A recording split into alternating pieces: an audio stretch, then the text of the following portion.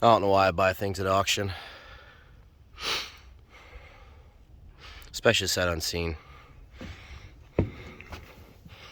Gehl 4635 SX. No thrills to this guy. Apparently has an electrical issue. I've already kind of dug into it a little bit before I brought you guys along for this one, but as you can see, I already nipped off. Where is it? Can't see the sun, but nipped off the battery lead because it was corroded and I got a new one for it. But it's got a Deutz 3. Oh, hold on, I'll jump in there. Deutz, whatever you want to call them.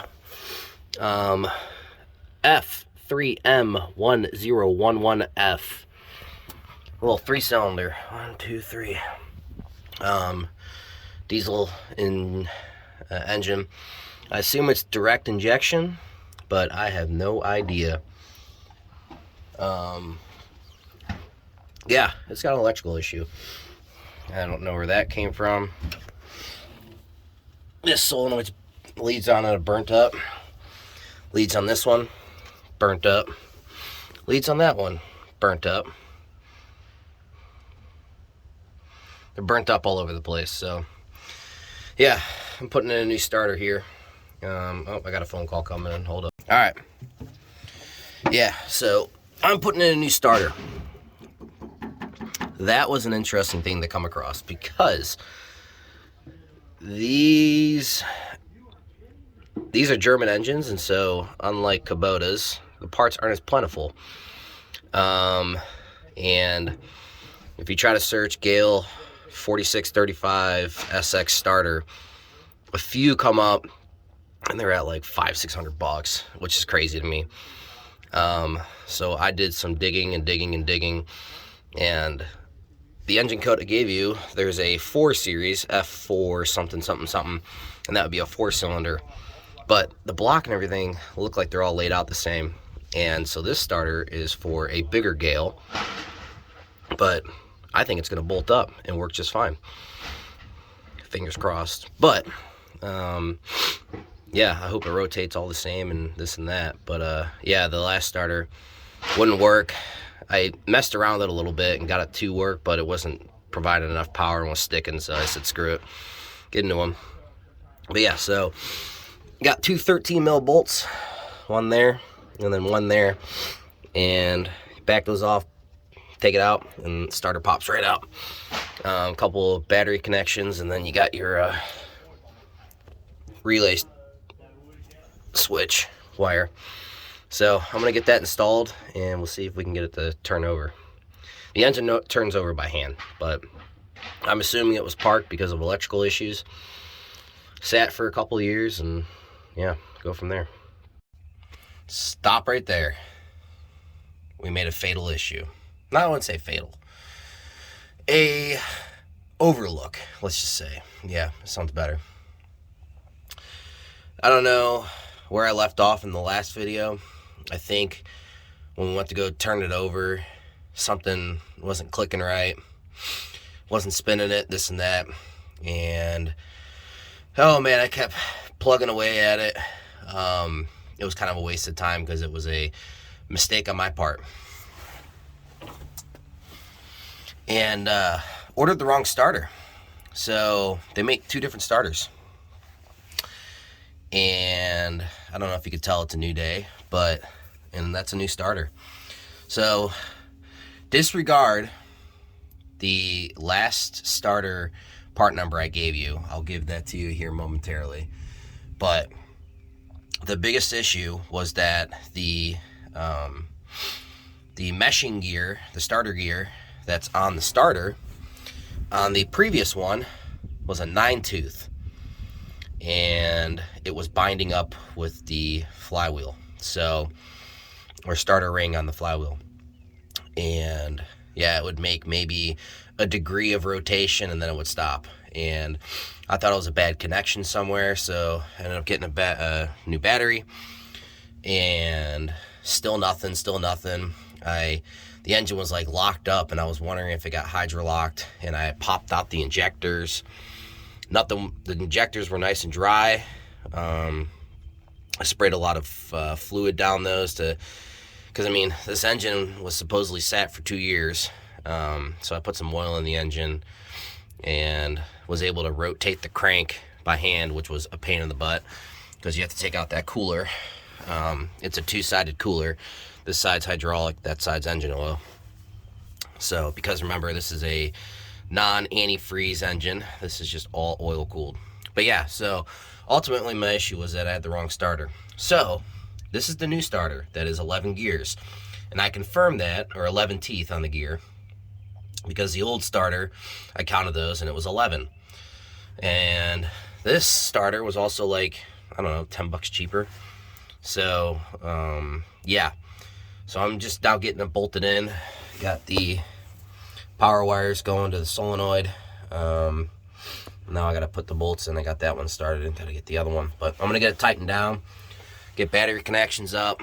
I still have to jump the solenoid because I'm not getting power to the solenoid from the key switch.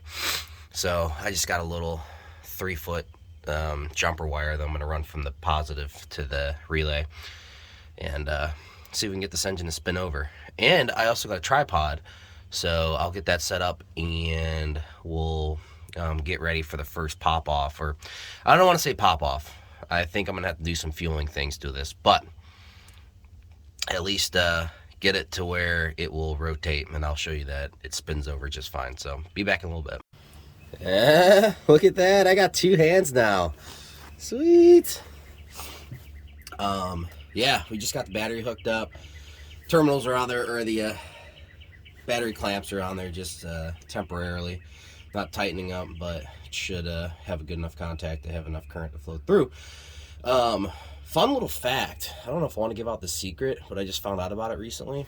So, the battery I got, it's hard to see, but right there, it's called a used battery, but it's actually not used. I got it from AutoZone. And because every time I go in there to get a battery for a machine, they're like, what car is it? What engine? 4x4, 2-wheel drive? And I'm like, it's a machine. You guys aren't going to have it. I just need a battery. And it's like 50-50 that I have a battery I can exchange. And then sometimes I just have to buy a battery and no exchange. So I kind of have to guess the size because I never measure the battery box. Never. Classic me. But yeah, so they call that battery a used battery. They don't advertise them, but essentially it's a battery that is, they have a lifetime, or I guess they have a time frame, and I think it's 1 year or like a year and a half or something like that, that they can sell the batteries as new so that they can still offer a warranty. But this battery, there's a sticker on it that says 520, so manufactured 5th month of 2020, and it's still checked out as a good battery. And the salesperson told me it's a brand new battery, it's just they can't offer a warranty on it. So the battery I got for like $50, it's a 750 cca, so a good size, and the price, I mean, is killer. And so far, what I've been using the battery around my house for, it's been working great. So cool little fact. They AutoZone said they sometimes have them, they sometimes don't. So, you know, it's kind of take what you can get kind of thing. But yeah, I thought it was pretty cool, and now I know a little secret from AutoZone, but it doesn't happen all the time. All right, let's try to make some contact and see if she'll spin over. I hope so.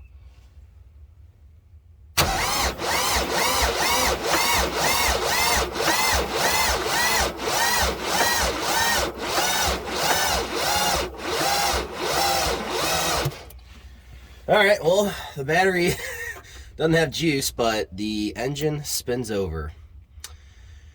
And while I was spinning it over, I don't know, I really hope I wasn't hearing a rod knock. Usually you can't hear a rod knock when you're turning it over, but I will be so pissed.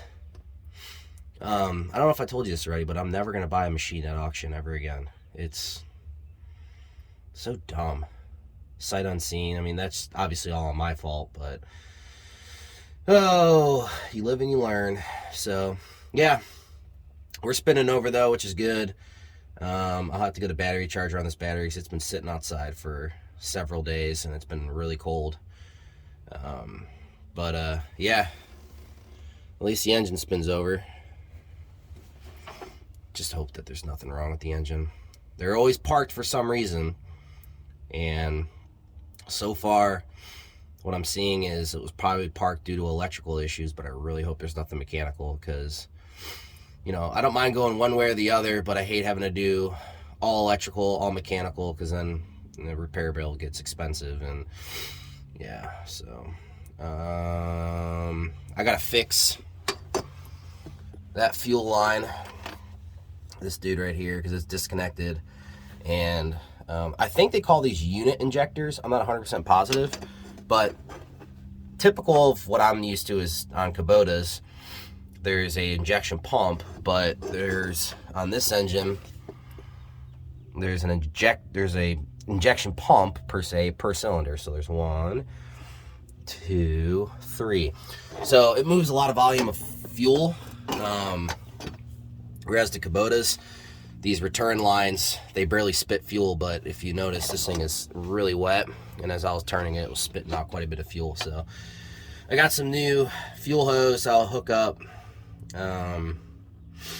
in the meantime and get that so we're not leaking fuel when we try to spin it over again. But I think I'm going to give her a sniff of some ether, and once I get the battery up to snuff, see if she'll want to pop off or not. I don't know. We'll see if I can do that today or not. Kind of got limited time, but hopefully here in the next few minutes on your end, you'll see it maybe make some smoke. But be back. All right, got her off. We'll give her a try. I always get so nervous with ether for the first time. I don't know. I hope an injector doesn't go flying off into my freaking dome, but keep my head clear of them. I got them tightened down, but we'll see. Jesus.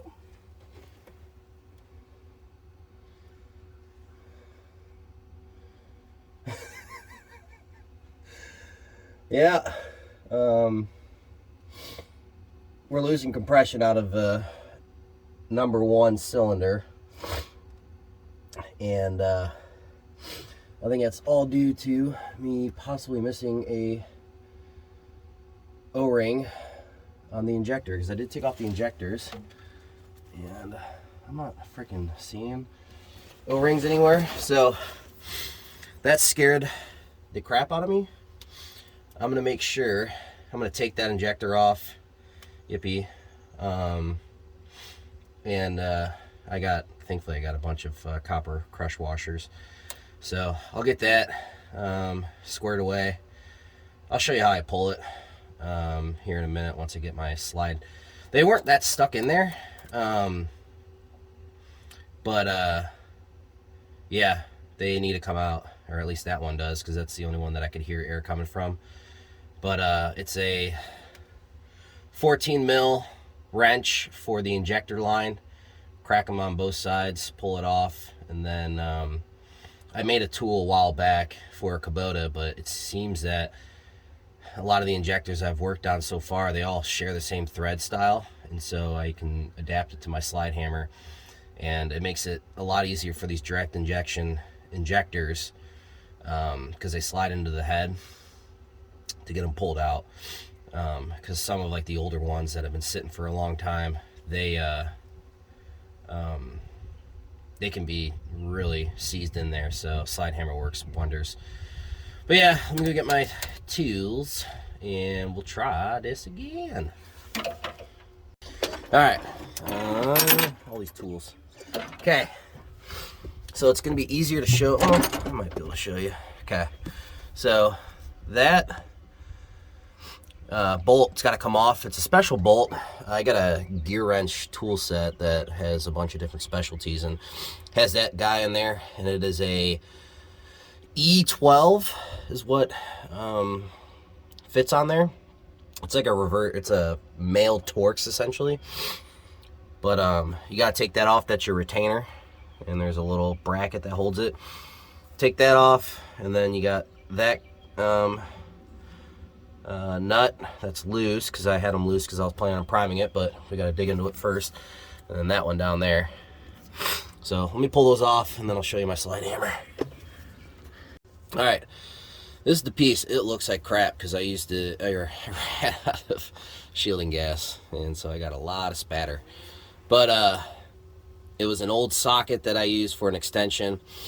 And then this side, I wish I could remember to tell you what it is, but I found I think it was an old injector, or an old injector line or something like that, that I nabbed the threaded part off of, and I welded it on that extension. And then I got a nut that matches my slide hammer that I thread onto it, like so.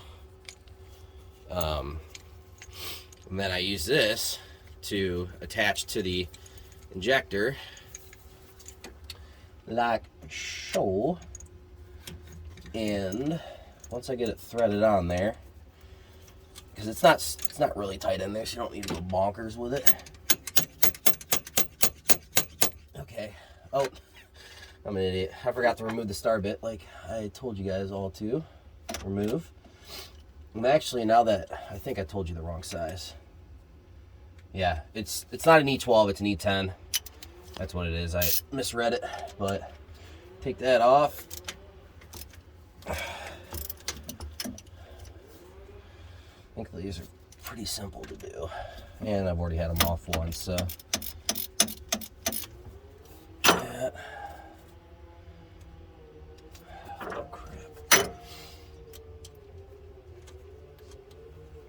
Yeah, because without getting these retainers off, injector's obviously not going to come out.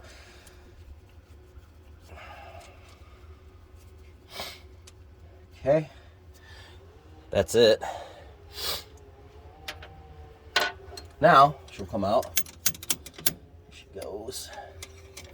Unthread the puller. Oh, come on. It's not very easy to work on these things down here. And the injector comes out. And there is an O-ring on there. So I don't know what happened. I'm going to have to thoroughly inspect this and see where that's coming from. But I think I might just need to change out the O-rings. It looks kind of crappy. But yeah, that's how you pull the injectors on these dudes. Let me get a new washer. And I think I was calling them an O-ring before. I don't know why, but yeah, I got a washer kit. And replace that copper. Make sure there's nothing in the seat that's in the head itself. I gotta get a flashlight because it's kind of dark in there. But yeah, we'll give this a go. I can't even talk today. A go, and try it again here in a minute. Yeah. Jeez, excuse me. Kind of getting over a cold. I've been pretty congested over the last week, and I'm blaming it all on my 8-month-old daughter. Yeah, it's I feel like I'm constantly sick, but here we go. Forget where I left off, but yeah, these are the crush washers that are used for the injectors when you install them into the engine. So this is what's actually sealing the injector to the cylinder head to create an airtight seal so that compression doesn't leak.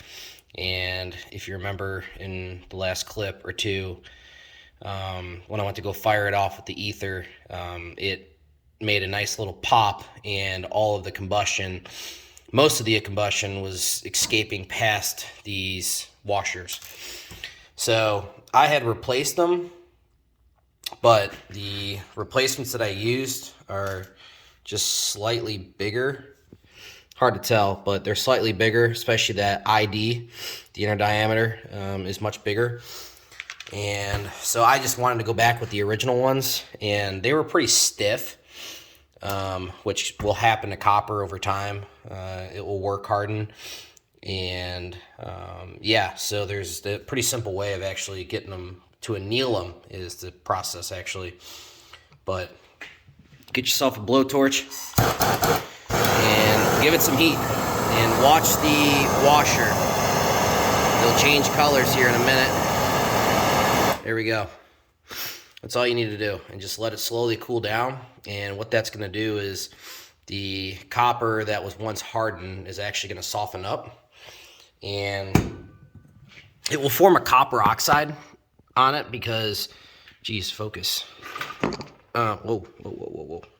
So it will form a copper oxide, that tarnished surface, and that's just the copper reacting with the atmosphere, oxygen, and it's oxidizing it. So just simple. These are the original ones that I refurbished, and I did that same process, and all I did was I just took them on some sandpaper and polished them up. So now they are nice and clean. So they aren't super tight on the injector, so what I do is I just put a smidge of anti-seize on them, just to keep them stuck onto the injector, so you can plop them down in the hole to reinstall them. But it is nighttime, so I am going to reinstall these, and we'll hopefully it's back in there, but I'm gonna reinstall them and yeah, try to restart this thing. There's a few other things I've been working on in the background. Again, it's dark, so it's tough to film right now, and I just wanted to get a little work in tonight. But there is some type of electrical issue with the machine itself, and so we got to sort that out. But I first got to get the machine off the trailer because I'm so sick of working on it on the trailer. How I got on the trailer was a giant wall, or like those off-road forklifts. Guy just boop dropped it on the trailer. Pretty slick, but it leaves me with an issue trying to get it off, and I won't be able to get it off until I get it started. So that's where I had to bypass the fuel solenoid, and I'll kind of show you that in the daylight. But I haven't even gotten it to start yet, so I'm not gonna start it until we get it on camera. But yeah, I'm gonna go get these installed, and then next video will hopefully be light time and get this thing fired up. Screw it. There's a decent amount of light. I'll show you this, but in case it's not self-explanatory, that's really all I do. Just a little dab of anti-seize and the washer on so. And now it won't go anywhere. So then we can just drop it down in the hole. Of course, there's no light over here, but yeah, drop it down in the hole. And Bob's your auntie. So I'll do that for the other two. Yeah, I didn't actually show you the video, or I didn't bother recording it because I was just trying again, getting some work done. It's tough to balance real life and this play life that I do. So I just get some work in whenever I can. But number 2 cylinder, I had broken the retainer bolt off. Here it is. Excuse me. Yeah, that sucked. So luckily it wasn't that big of a bear. I just had to drill out the broken stud and just use a extractor. But I got a replacement for that. The reason why I broke it is because I kept trying to torque it, trying to get a better seal on that copper ring or copper washer, and ultimately it went from righty-tighty to righty-loosey. That's a big issue.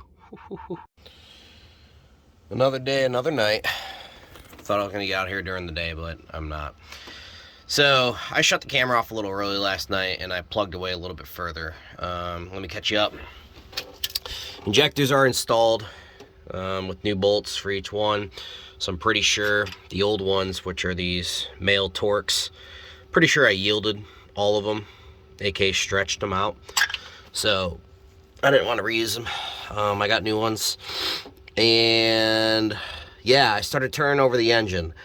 The engine started turning over just fine, and I said, let's disable, or let's get the fuel shutoff off, so letting fuel on, and let's see if we can get some fuel to the injectors. So what I did is down, oh, where the heck is it? Here we go. So where that red wire is and that black wire, that is the fuel shutoff solenoid. I'm not familiar with this engine, so it took me a little bit to figure it out, but what I did is I just started moving the throttle linkage, and down in the corner you can see that lever moving. So that is your throttle. Okay, cool, found that. So what's next? Diesel engines, the newer ones, typically have electronic shutoffs. So that guy down there is an electronic solenoid, and when it's energized, so it has power to it, it allows fuel flow, and then when there's no electricity to it, it closes and it shuts the fuel off, and that's how the engine shuts off, is from that guy. So I powered it with just these jumper wires, and I went straight to the battery because, again, we're having an electrical issue. And now it clicks. So we know the solenoid is doing something, and so I energized it, and then I turned over the engine. Turn. I'm getting fuel flowing out of the return lines because it's all connected. The return lines go two different ways. These return lines come off the injectors because not all the fuel that goes to the injectors is used, so it comes out of these return lines. And it goes either back to the tank, that way, or it goes down this T section to the injectors. So it goes either way. But so fuel's coming out of here because, again, this is attached to the mechanical fuel pump, and we're getting fuel that way. But there was no fuel coming out of the injectors, or excuse me, the ejection pumps, that guy. So I'm thinking, okay, so there's probably a rod that connects each injector or injection pump, because these are unit injectors, one injection pump per cylinder. So there's one, there's another one there, and that dude. So there's probably somewhere in here, inside the engine, there's a rod that connects them, because diesel engines on the injection pumps, it rotates a fuel meter in there that allows more fuel or less fuel. More fuel for higher engine revs, less fuel for idle or lower engine revs. And also that same metering is used to shut off fuel to the injection pumps, again, which turns off the fuel. So I'm rambling, I'm sorry, but long story short, the injection pumps are being told to not feed fuel, even though the solenoid down there is powered, so it should allow fuel flow. I'm pretty sure the fuel rod, throttle rod, whatever you want to call it, is stuck, because I was told this engine sat for 2 years, so that's a likelihood. So what I've done so far is I've cracked this fitting. This is what feeds fuel to the injection pump. I cracked that loose with the banjo bolt, 17 mil. Well, fuel started pouring out, and I would have thought that the mechanical fuel pump had check valves in it, but it doesn't. And I assume, since the fuel tank is built in the back section here, we have a lot of fuel in this thing, and it is very tarnishy. So I don't know, I'm probably gonna have 10 gallons of crap fuel. It doesn't smell good, it doesn't look good, so I gotta drain it at some point. But fuel kept pouring out, so again, using these hose clamps, these things are wonderful. One there, now we shut fuel off. So next, I'm gonna take that bolt off and that bolt off, and those look like 15, 16 mils, and hopefully this injection pump comes up. I'm gonna clean up around it so no debris falls into it. I'll get you in the tripod right before I pull it off so we can get the initial look at. Be back. Alright, so I got the, get some better light. I got the nuts off, and I turned the injection pump, and I shouldn't have. That slotted hole back there, come on, yeah, that slot there, that's for timing purposes. So I gotta score this thing so I know where the timing is, but that's really weird. I don't know if that one over there is timed or not. I haven't taken that off, but I hope not, because that just seems really weird. I don't know. Maybe it'll be a bad thing, maybe it won't be that big of a deal. But long story short, yeah, we're gonna get that off and see what's going on. But be careful when you're taking off those nuts, for sure. All right, I got the other washer off, and go figure, I dropped it below here. Another word of advice: get a pressure washer and clean this up before you do it, so it's easier to find crap when you drop it. Thankfully I got more washers, I'm not worried about it, but I'm not too worried about the timing right now, actually, because as you can see, the washers left imprints where it was dirty and where it's clean. So as long as I get the right size washer and I line it up on those witness marks, I think I should be good. Yeah, that should be good. So let me get this taken off and see what's going on. You're gonna be looking at it the first time, as I am as well. Hopefully nothing drops. Yeah, there she is. So, as I suspected, get you under the light, that pin right there is the fuel valve. Let me put this down real quick and get you in the tripod so I can hold it with both hands. All right, so as I was showing, wow, there is absolutely crap for light.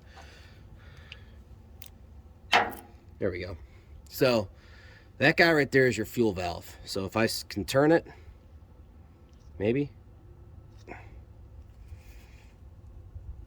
Oh my God. Okay, it might be seized. Judging by some of this rust here, I'm pretty sure that all these are seized, and that's why my fuel valve is not turning. So there is a rack in there. Oh, yeah. Because that looks like it moves from side to side. And so right now it's in the fuel shutoff, and that's why we're not getting any fuel. So let me show you the rack. And this is kind of a bummer. I probably have to do this to all of them. Or maybe it's just one. Who knows? Maybe. Maybe I'll be lucky, but usually I'm not that lucky. Okay, do not do what I just did. I'm a little bit irritated right now, but there was a spring on the end of that at one point, if you remember. And guess what? It moves now. So when I hit it over, I guess I caused it to unlock itself, because by design, now that I'm looking at it, that spring is supposed to be captured when this is all compressed down. And when I knocked it over, it popped whatever was retaining it free, and away that spring went. So I found the plunger.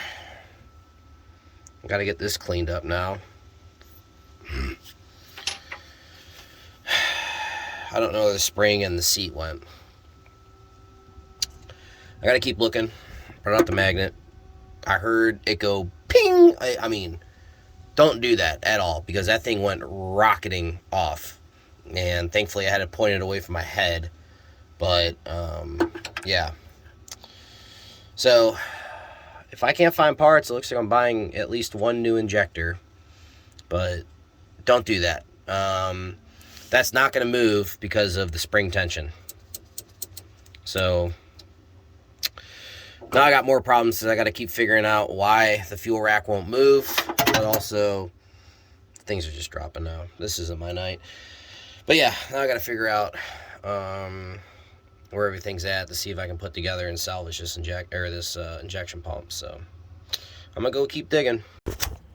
Okay, so down in there where that little notch is, that's the fuel rack. So it's not moving at all. Yeah. So we are locked up. So I probably have to pop out every single injector. I'm not going to bore you with that, because it's the same process on every one of them. And start trying to work them free.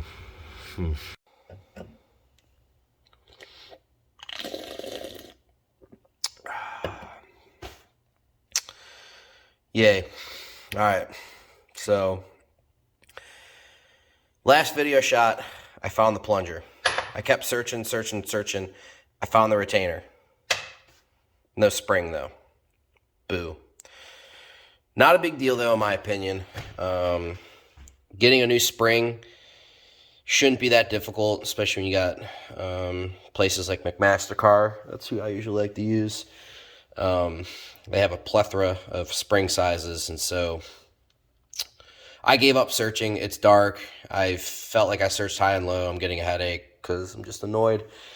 So I took another injection pump off and took measurements of that spring, and I got one. I found a spring McMaster-Carr that's pretty darn close. So that's a few days out, but at least we should be in action because all the spring, I mean, the spring is important. You want to make sure you got a good enough spring rate that when the plunger goes in,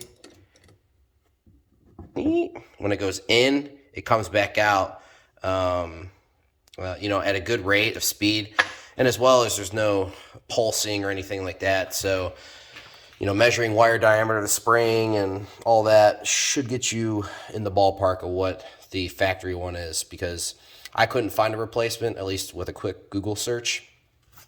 And trying to find these two parts would be impossible, so you'd have to get a whole new injection pump, which, I mean, isn't terrible.